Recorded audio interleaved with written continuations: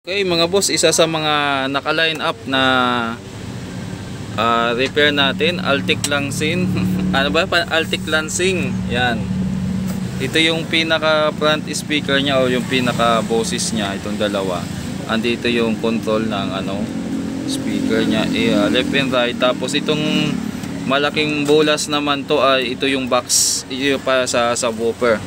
So nakatago yung nito mga boss. Actually meron ako dati nito.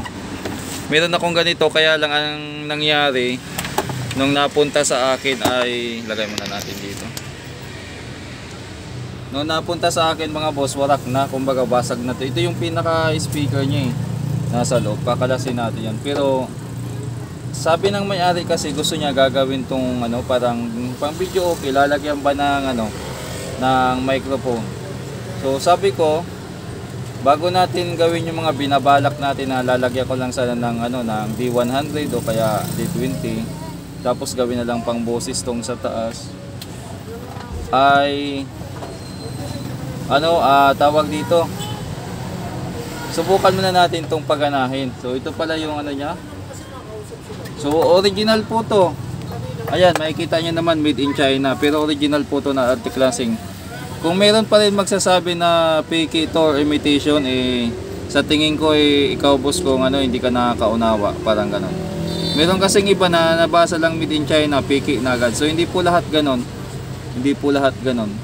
Kung meron kang pakitaan mo ako ng Altic Lansing na hindi ganito. Kung sa tingin mo fake ito. Marami kasi may mga viewers tayo na ewan ko, nangaasar lang ata o Ayan na natin, sige tuloy tayo. So testing ko muna, ikabit muna natin to, tapos alamin natin kung gumagana. Ito yung pinaka niya. Ay wala tayong audio. Ito tayong baliktad. So hindi siya papasok kasi may guide siya, hindi siya papasok kung hindi tama yung ito yung para sa left. Chicken ko nga kung kasi may dugtong na tong sa left. Mukhang hindi gumagana, o tester kong hindi gumagana. Sira na din tong speaker ng lip. Hindi na gumagana sa tester. Ito yung tester natin, analog yan. So pag tinister dapat dito yan ay kakaluskos yung speaker. Yan. So malamang may tama na to, mamaya chicken na lang natin yan. O kaya sa dugtungan. Paandarin muna natin to para sigurado. Hoy, tika lang. Bago pala natin isaksak, nakalimutan kong tingnan kung 220 to. Pero alam ko naman 220 to. Ayan. So sa mga natin dyan, paalala bago mag-plug ng gamit, lalo na kung basahin muna ito. Ito may nakalagay. 230 volts, 50 Hz, 0.5 ampere. Ayan. Ay, kulang pa tayo ng audio para sa so tamang tama dito pa yung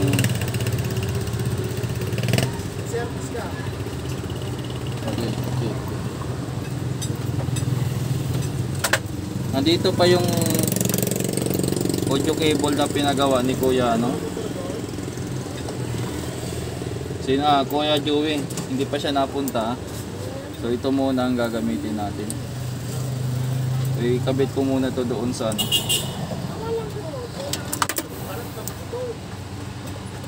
Yan.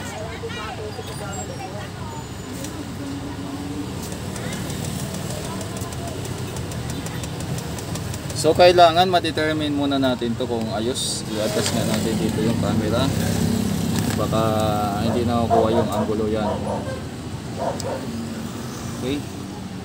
I-plug natin to. Yung pinaka niyan ayan dito. Yung pinaka connection.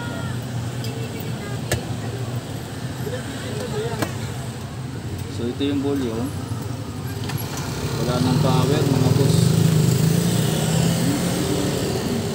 Umaluwag lang yung saksama. Babat iilaw to iilaw to dito. Iilaw. Check nga natin tong Tingnan natin tong input kung may ano. So wala din siyang power. Kailangan kong kalasin.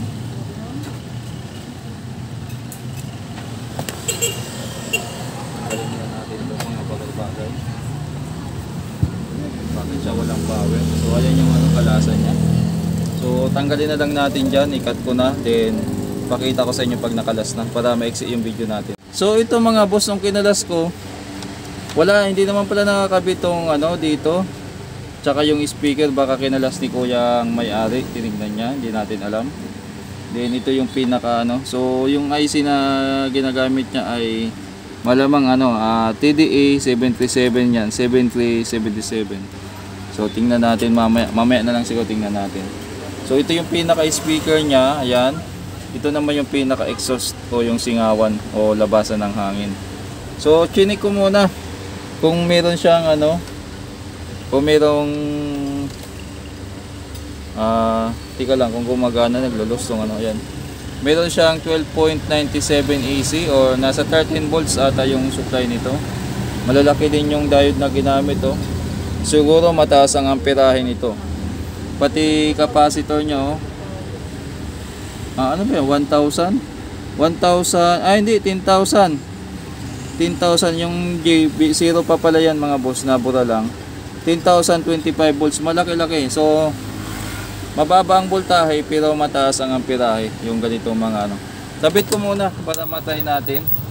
Kasi balik natin ulit yung ano.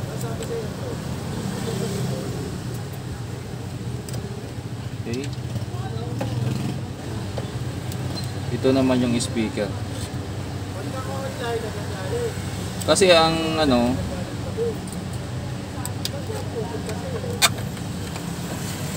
ang setup dito, kung sakaling medyo malala na yung sira, wag na daw gawin, sabi ni kuya.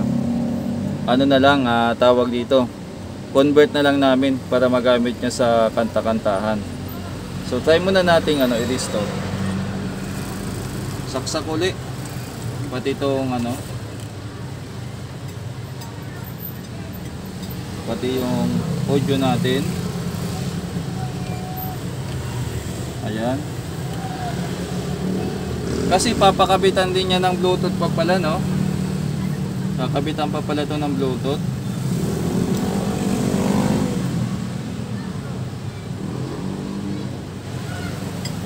Check na natin. Pumasok na ba?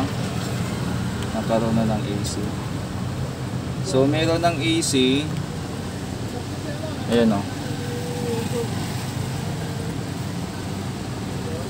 Meron ng supply pero ayan, meron na. Ayan, gumagana.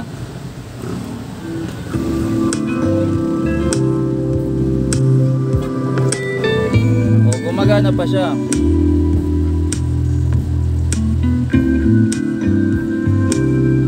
Yung isang speaker may sira.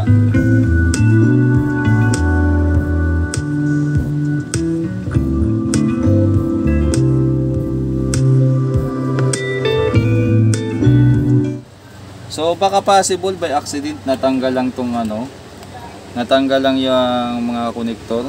Hindi natin masabi. Pero itong isang speaker ay sira talaga. Kailangan nating i-cut tapos testerin natin. Then kung sira na tong jack, palitan natin. So ito muna ano natin, i-identify natin kung gumagana. Yan, tinanggal ko na yung ano. Tapos kung sakali maging success, mag-add pala kami ng Bluetooth dito. Then supply, kukuha ng supply.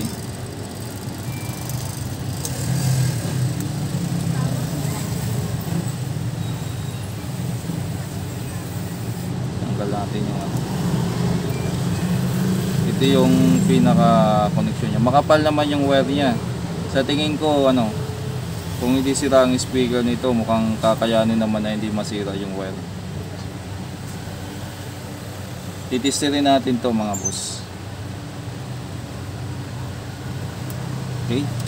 Kaya lang wala pa yung ano, orderin pa. Kaya matitingga ulit ito. Check muna natin yung tester. Oh, wala nang tester. Ayun, gumana. So pumalo. Silaw no, hindi makita. Hindi pa rin makita ba?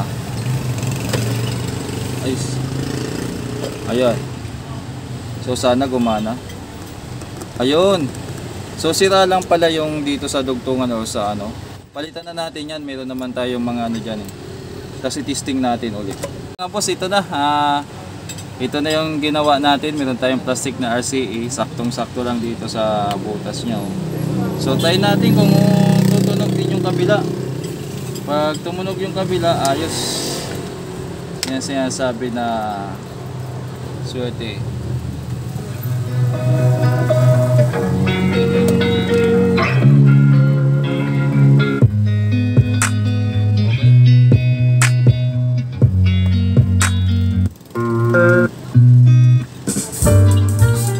Okay. Ito yung volume niya. Pag inop mo siya, wala nang ilaw. Yan, magkakailaw.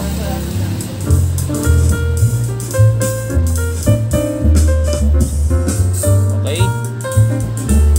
So napagana na natin. Yung pangalawang challenge naman ay paano tayo maglalagay ng microphone. Saan natin i-inject. Tapos paano natin i-connect, yun ang paplanuhin natin dito. Then pag install ng Bluetooth, medyo may idea na ako kung anong gagawin ko dito sa pag-install ng Bluetooth. Alam ko na kung paano gagawin. Kaya lang, mag-o-order pa ako sa online ng yung microphone input na with echo. Then pag dumating yun, saka natin ikakabit. Yung pag-install kasi ng Bluetooth, malamang dito na natin yan ipapalsak sa yung pinaka-input nya. O antayin muna natin dumating yung para madali pag-install natin. Dumating yung kasi magkakasupply pa pala yun. Gagawa pa ako ng power supply. Yun mga boss, abangan nyo.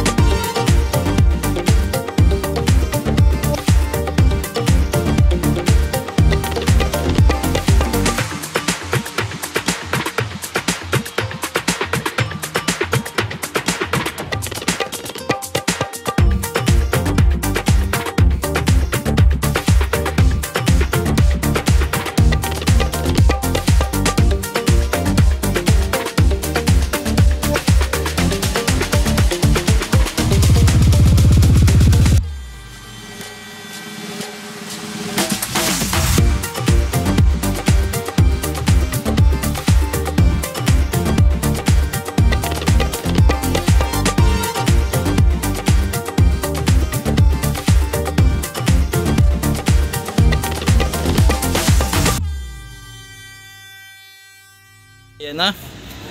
Kinabit muna natin sa pinaka-input yung audio out nito. Tapos yung supply, ayan. So tama, itong may guhit na itimang positive, papunta sa positive. Ang problema pala nito dati, kaya hindi gumagana kasi yung socket nyo naglulos. Ayusin ko pa pala to. Nakalimutan ko lang nakaraan. Ayusin ko na ngayon kasi baka baka sumablay na naman. Ayan o. Ayan mga boss, ayos na. Ito yung mic nya. Hello. Test mic. Test mic. Sound check. Sound check. Okay. Baba natin. Hello. So ang magiging problema na lang nito mga boss ay kung saan ko ilalagay.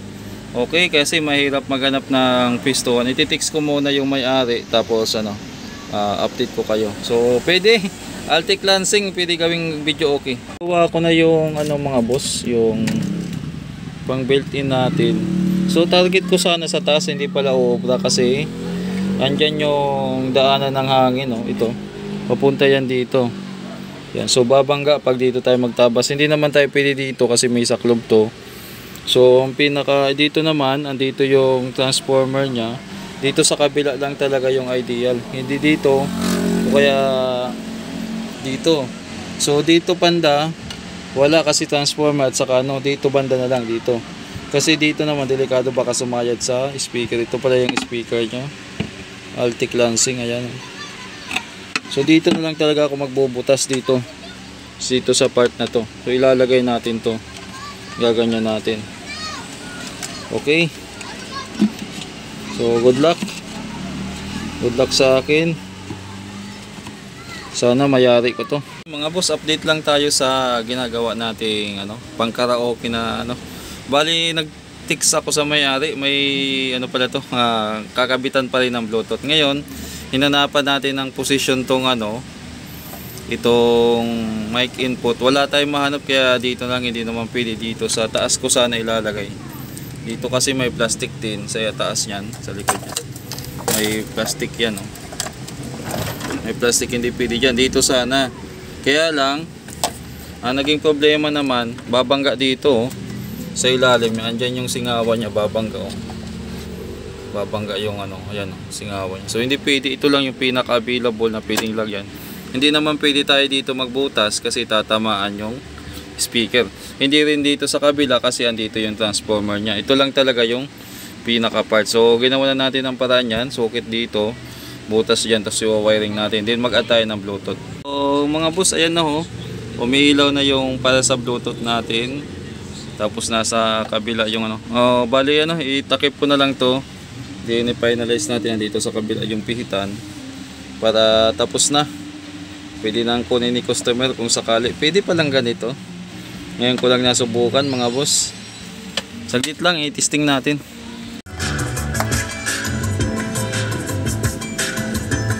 Hello, sound kick. Okay na. So ayos na yan mga boss.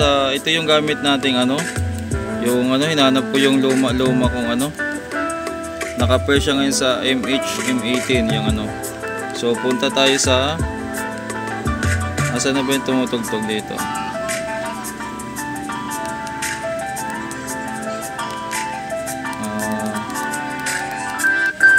Asan na ba yun? Wala dito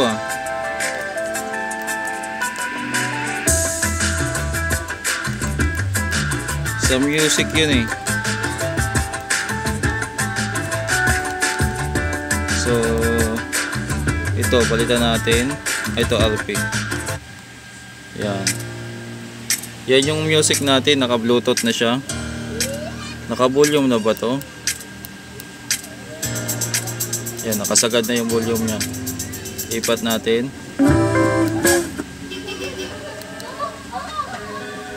Yan.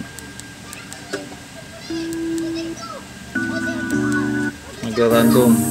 Yan yung paborito natin pang testing na music. Nahanap ko to. Sabi ko wala akong pang testing ng Bluetooth. Ayos na. Hello, sound check. nagawa natin ng paraan. Dito sana yan, kaya lang hindi umubra kasi ang hinaan natin.